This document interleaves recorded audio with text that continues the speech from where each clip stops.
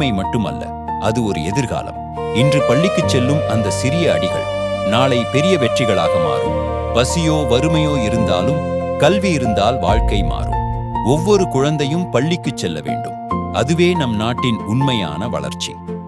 இன்று ஒரு குழந்தையை பள்ளிக்கு அனுப்புங்கள். நாளை ஒரு நாட்டை உயர்த்துங்கள்.